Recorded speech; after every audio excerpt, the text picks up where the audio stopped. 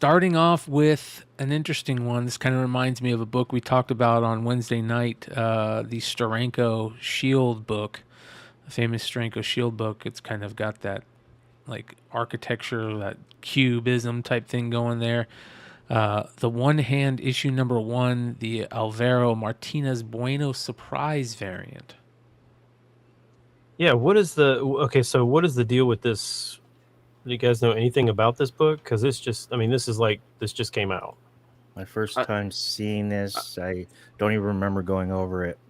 I saw it in the store on Wednesday. Like, I Wednesday ordered it, and I could have picked it up for I don't even know how much. Don't tell me it's like... Probably cover price. No, I mean, it's not like it's not super expensive. Like, it's selling for like $10 plus. Oh, okay. I'm not even sweating that then. Yeah, you're all good. Well, until 2 weeks, and they're like, "Oh gosh, nobody has this," and it's $50. So, I know where to get it now. Yeah, I mean, I don't know what's going on with this book. I think like all the issue are all. Maybe I'm confusing it. Well, I might be confusing it, so I'm not even going to say it. So, but this one's pretty cool. I like these. When they have these surprise variants or secret variants or whatever, especially books that may not be heavily ordered. I agree. That's cool. Yeah, it looks like an interesting series. Overshadow it. Here's the series. It looks like interesting covers. Tetris. Yeah. Interesting. All right, moving on. We've got the Sensational SheHulk issue number 5, the new issue, the new 1 in 100 from Lobos, which is a great cover. Excellent. Looks better without the trade dress. I say that not very often, and this is one that does look better without the trade dress. Agreed.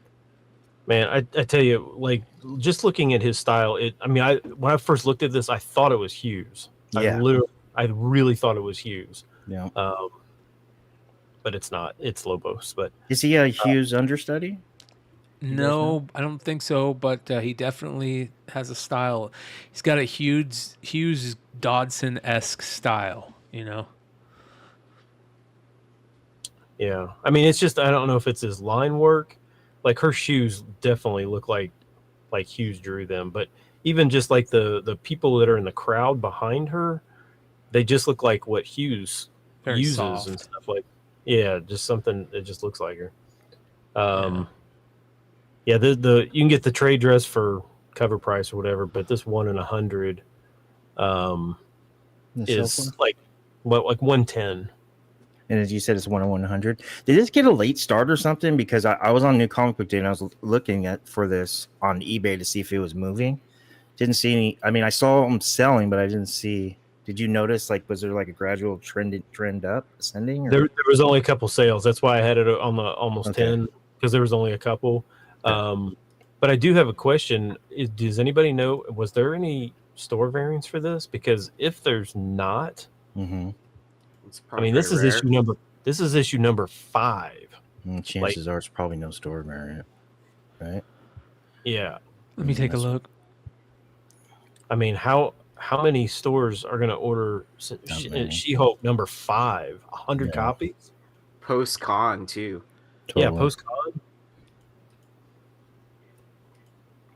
All right, let's see here. Yeah, it's a good question. Well, like I said, I even Wednesday ordered it, and then I was at a shop like probably by 10:20. Nope, there isn't any. 10:25. They open at 10 o'clock. They didn't have 100 issues of this. I can tell you that. Nope. I mean, no exclusives. So no exclusives. It's a 1 in 100 on an off title, and it's an issue number 5. Great points. Oh man, I gotta call Lobos, or at least his friend that from middle school. I could probably get a copy. That's nuts. It's a cool book. All right, moving on. Oh man, this is great. Chillville issue number 1 from Tangram Publishing in 1993. You guys know I love jack-o'-lantern covers, and this is a creepy ass jack-o'-lantern cover right here. This is dope. What is going on here? It's amazing, Those isn't it? teeth. Those teeth It's- and that wink. Yeah. It's a demon possessed jack-o'-lantern. Well, how's he gonna get around? He's just gonna bite people as they walk by? Yeah, Halloween. He looks like a Jeepers Creepers. Have you guys seen Jeepers Creepers? Yeah. Yeah. It looks like that face. I don't know. When did this come out? 93, so 30 Yeah. years ago. Yeah. 10 Gram Publishing. I've never even heard of that company, but this sold for $350 raw. Wow. Jesus. I can believe it. Kind of looks like a fanzine almost because of the independent publisher. Kind of like that Jeffrey Dahmer book. 1993. Who's that publisher? Oh, no. Tangram? Yeah, Tangram. Here you go. They're the originators of Instagram. So Look at there's the interior. Pretty That's crazy. phenomenal, dude. Wow. Yeah. Whoa. Whoa. What do we got going on here? Who's that artist? Do we know? Or No. you know, anything about this? let I me like tell this you. pick. It's a good one. Chad Glenn Matrix. Chadburn was the writer and artist. Matrix says self-published out of Maine. Yep. Mm. Who in the heck is buying anything from Maine? Well, here's the Right. artist right here. Glenn Canadians. Chadburn. He's an American artist. He lives in Maine. He's best known for his work in horror and fantasy genres, having created covers and illustrated books and magazines for publishers, yada, yada, yada. He's known for his sense of humor, down-to-earth manner. See what like some of the big stuff he's done. Stephen King compendiums. Wow. Done a lot of stuff. oh, they list out his comic books. That's kind of Yeah. Fang, Chillville. Blood for the Muse. Cemetery Dance presents Grave Tales. Yeah, that's interesting. Here's his site. Sometimes you'll find like these guys just do something amazing that, like created some IP or something. On his works, was this the first one listed? Is this his first work? No. There he is right there. Let's see here. Books. Let's go back. Where was I? No. Where's the comic books? Fang number 3, 1992. Features a Chillville preview. Let's see what that looks like. Bang, number 3. Is that a magazine? What's his name? Chad. Glenn Chadmore. Glenn Chadbourne. Chadbourne. This could be some. Oh, here we go. Ooh. Whoa. Whoa, look at that. I don't know if that's it, but this dude's got some crazy art. Look at that. Some creepy art. It's really Right? good, though. Where's this Fang book? Up the downside, he looks exactly how I imagine. Yeah. I don't know where his. Yeah. Anyways, very interesting. Very, very interesting. It's a cool cover right there for sure, though. I'm trying to look. Fang number 3? Yeah. So, like, you go to my Tanjam comic Publishing. shop. You got to go to my comic shop. They've got Fang from Tangram Yep, that's it. Publishing, but they only have Here it is. issue 1, 2. Here it is right here. Let's see here. They don't even show issue 3. There it is. Ooh. Oh, that's actually pretty sick. Right? So, be on the lookout right there, you guys. It's got a bunch of stuff in it. Bunch of different stuff. Might be a magazine. I don't know. $2.95. So, all right. Cool book. Moving on. Star Trek Picard issue number 1, the Sideshow exclusive. This is the Countdown storyline for all you nerds out there.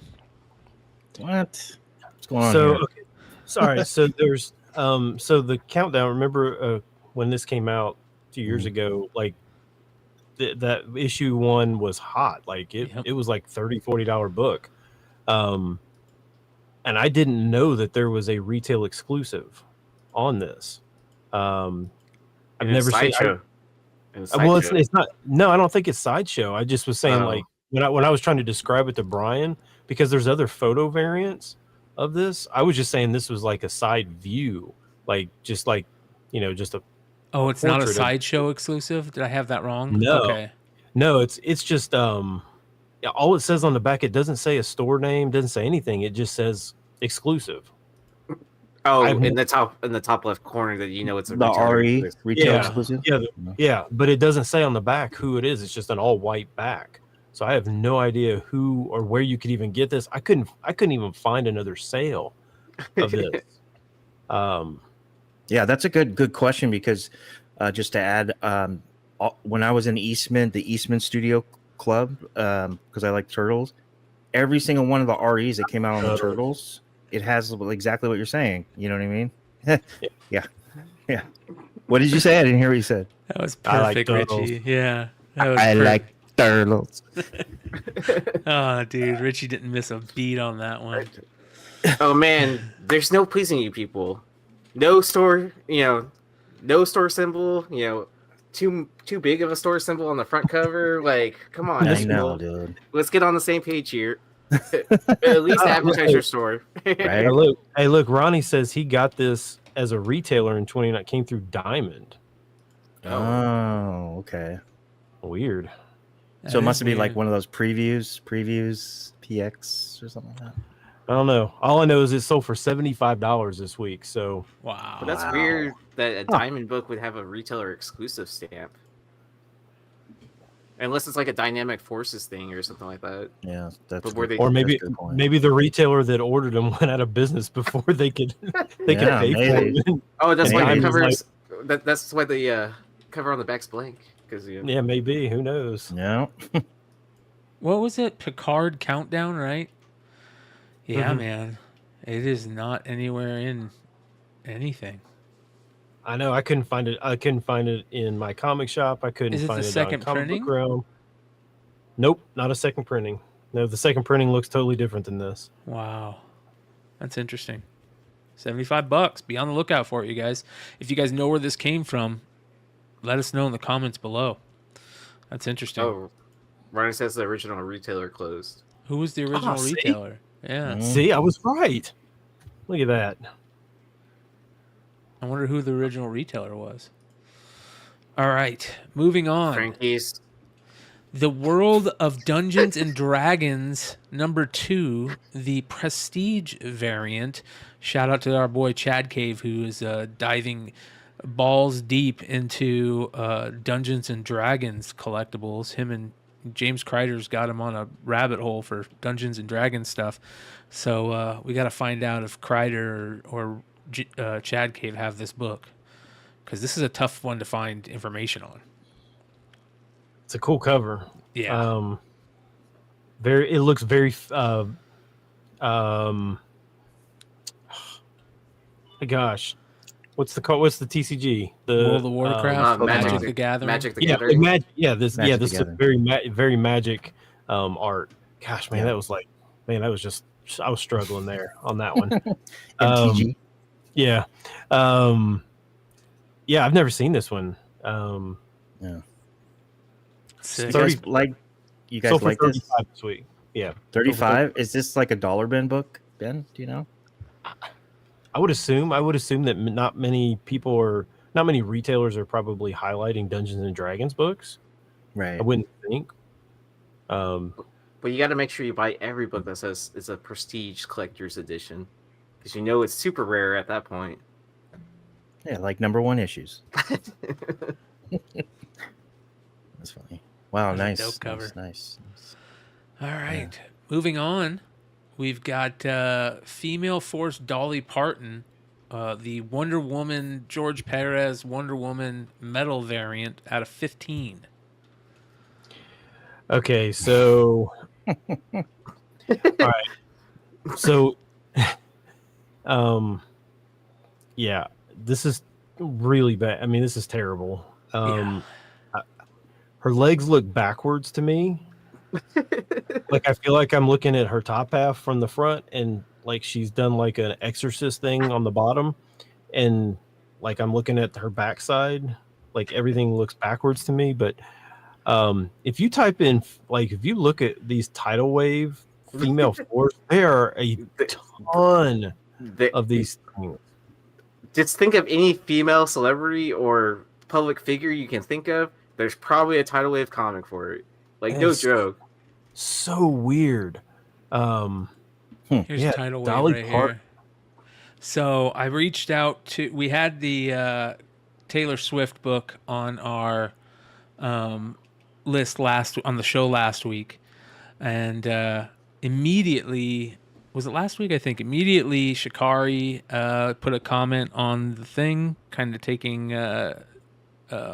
issue with being called, utilizing AI art, which I think that I don't think we did, but I think we've talked about him showing his work before. I think it's more digital than AI that we kind of were keying in on.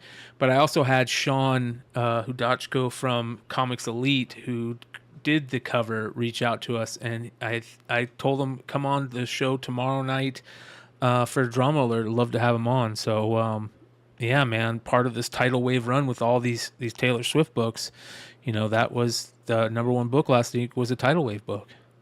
Did you guys? Sorry, go ahead, Ben. I was just going to say that that wasn't Shikari that actually made the comment. That was Shikari's AI bot.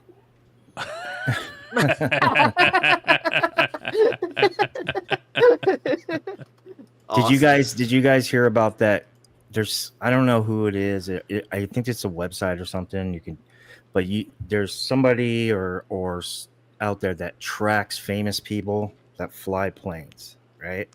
And ever since the Taylor Swift stuff's been happening in the NFL, he's been tracking her plane on weekends to see where she's going, like what games, if she's going to be at that box, so on and so forth. Which sounds super creepy, right? Yeah, it kind of does, right? Well, she just sued them, and it was like a big story here in California or whatever. My question to you guys is that, could she go and hit these retailers for making all these variants of her?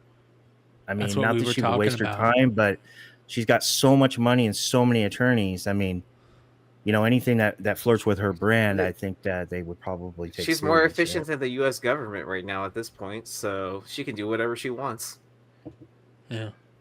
Real quick, I'm going to pause, mute us for a second. I got to tell you guys something that I forgot. 1 second.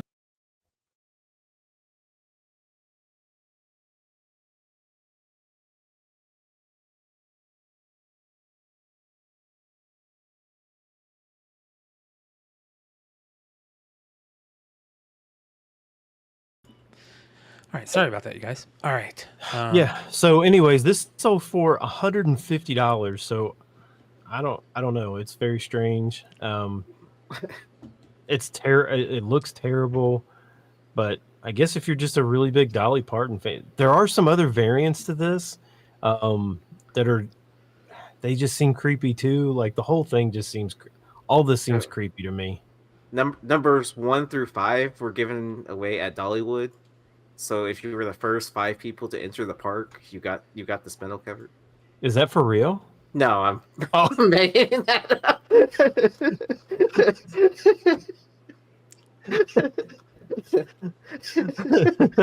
I'm surprised that was believable.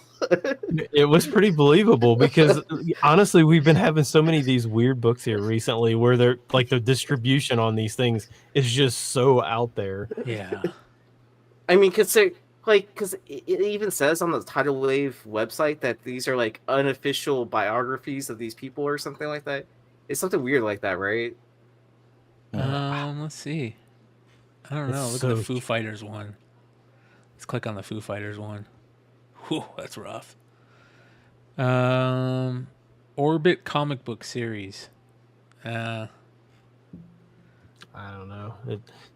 Tidal Wave is like, I don't know how they are like all of a sudden a thing, but somehow they tapped into something that they've been sitting on the back burner for 10 years. Yeah. I mean, it's kind of like what Opus is doing, right? Like Opus is doing all the metal stuff, like with different metal bands, and then Tidal Wave's doing everything pop stars related. That's what it seems like. Well, here are the other Dolly Parton ones, which are kind of crazy. Do you see these? Oh, I'm telling you, it's weird. Isn't that weird? Look at that. It looks like Dolly Parton as Lady Death. By the way, I don't know if you guys saw this, but it is the 30th anniversary of Lady Death. So shout out to Brian Polito and Coffin Comics. Throw him some love on IG or Twitter. Give him the congratulations for 30 years of Lady Death. That's pretty freaking cool. So, all right. Moving on here. How much did this one sell for again? 150. Wow. All right. Next, Silk #2 from the 2015 series. This is the Bagley Marvel 92 variant, which was a 1-in-20 ratio. So I don't know if you guys saw like I don't even know if it was like just a YouTube video or a preview or whatever it was. But basically this is like Sydney Sweeney like apparently lobbied to get this pose in the movie. Like she saw this pose. She saw this pose and was like, "Hey, I want to do an upside down entrance just like this." Wow. And so this pose is actually in the movie that's coming out next week. And Sydney Sweeney is the one who lobbied for that to happen. So that's why I'm assuming this is probably selling, but wow. How much is it selling for? Where $50. Okay. Because I found a bunch of these at a con one time. I don't remember how much they were, but I could have picked up a bunch. So I was like, if you say anything over 100, I'm gonna blow my brains out. You know. Here you guys go. For any of you Coffin Comics fans out there, just drop their link in the chat, and right now 30% off. They have a flash sale because of 30 years of Lady Death. So make sure you guys go check them out. And if you're going to be in Southwest area at the end of the month, come to Swornfest. So it'll be pretty cool. Do you think this is going to take off once people realize it? Like that, where did that happen? The Miss Marvel book. Remember everybody went crazy for that one Miss Marvel book? If it's hasn't gone crazy by this point already, no. It's like once a movie releases, it's not going to go any higher unless this is like the movie that turns around Sony's Spider-Verse, whatever. Yeah, that's a good point, Aaron. Like I agree with Aaron. Unless it surprises us and it ends up being good, right? So, are you guys gonna go see this? Not in theaters. I'm gonna wait. Digital. Kidding me? Like I want it to be good. I do. I really want it to be good. I agree. I want all comic movies to be good. Well, it's just not going to happen. This one I really want it to be good. Like, because while it's all female centric and there's it's probably tailored to a different audience. I mean, I like some of these characters in the comics, so I want it to be. Stein's a closet Madam Web fan. He's got all the Madam Web high grade pedigree books. I do not. I don't want Dakota Johnson. I would rather have Glenn Close. Yeah. Really? No. Oh. All right. How much did it sell for again? Like $50. Not bad. It's not a bad cover. Brian, what Miss Marvel book you were comparing it to? The one where she's sitting on the light pole. Okay. Is that the Ross? Alex Ross? I can't remember. Ramos? I don't think it's Ross. It's not Ross. Maybe Ramos? This next one, we already got a sneak preview of, was so hard to find an image of that I had to just cut it out of the sale image on the CGC from eBay because not even Cover Price has this listed as a DC Universe variant. This is the Flash issue 110 from 1995, the Mark Waid run. But the DC Universe variant, super rare. It's the orange variant. Like, remember when they started putting color in the DCU boxes? Mm-hmm. That's how you know they did it it's on super some of them tough. to kind of match the cover. This one doesn't really match the cover though, so I'm not really sure where they came up with orange on this, because there's literally no orange. I guess maybe if you combine her yellow and red, I guess. It was I don't know. leftover ink. This one, I've never seen this one. I don't know how rare this one actually is, but there was a CGC 9.8 of this that sold this week, amazingly, for $430. I don't know if that's a good price or not. It's the first one that I've ever seen sell. So, Damn, man. Those DC Universe collectors, they're a crazy bunch. Shout out to the original 4 that put together that list and that really started the search for a lot of these books. Stein, you were part of that original 4. So yeah. Well, I mean, we weren't the first. I mean, definitely there was stuff on CGC boards and stuff like that, that was out there way before I got into it. But yeah, it's a Trey was in there. There's that famous DM group with all you guys that I keep hearing about that's been around for years. So it sounds like a pretty epic DM group of DCU variants. Did you ever find your grail of the Animaniacs? No, I still need the like. There's a couple of them that I like the Pulp Fiction one. Cannot find that one, at all. I do have I've got the Hello Nurse one. I've got, obviously I've got the 9.8 of the Christmas one, which is, I think, maybe the only 9.8. There might be one other 9.8. I'm not 100%. Yeah, that one is the DCU on that one is really, really hard to find. Shout out to James Kreider, bringing him up probably 5 times an episode, I feel like now. If you're not following his IG, there's a problem. Do you have he doesn't have the DCU one either. No. Do you have that Pinky in the Brain one? Which one? The first one? The number one? I've got the number one. I've got the number one. Is What's that the their green background cover, right? I think. Is that the beach No, ball? no. Or is that I feel like the first one's, I think, outer space, I think. Okay. But I could be wrong. Yeah. What's the first appearance of Pinky in the Brain? Probably that Christmas special. Pinky in the Brain number 1? Issue number 1. I think they were in, because the Christmas special came out before Animaniacs number 1. Let's see here. I'm looking. Oh man, we're down like every rabbit hole tonight, huh? Says the Yeah. Christmas special. That's what Okay. I'm finding right now. Okay. Is there a 94. DCU of that? I don't see a variant for it. I don't think so. I mean, it could be, but Key Collector doesn't have it. I'm trying to look on eBay right now. Yes. Nice. Yes. There I we have it right go. here. Look at that. That's awesome. There is one. There is one. Look, well, hold on. Look. Oh, hell yeah, dude. First look, baby. Make sure you put that in the description. All right. Nice. Moving on to a Scotty Young variant, an early Scotty Young variant from 2004 from Devil's Due Publishing. This is Defects number 1. No. This should have been on below. I like the background.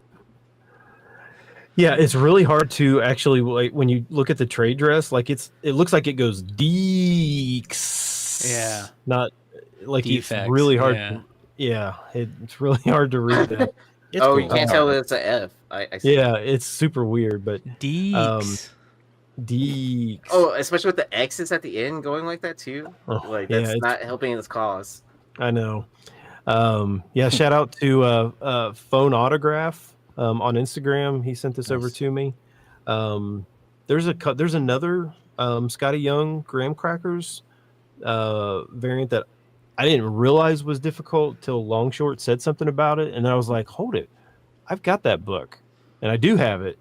And I can't remember the title. It's, I don't know. She's got like I don't know, whatever, a samurai sword or something like that. I don't remember what it is, but Okay.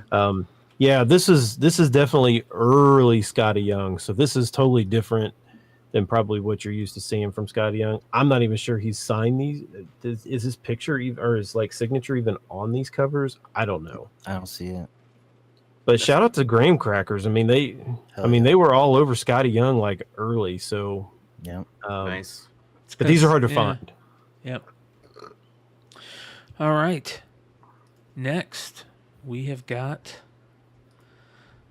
a beautiful Comic-Con program, a tribute to the late great Dave Stevens. This is from the Dallas Comic-Con in 2002. It's a Rocketeer tribute, 20th anniversary of the Rocketeer, that Dave Stevens did a print for.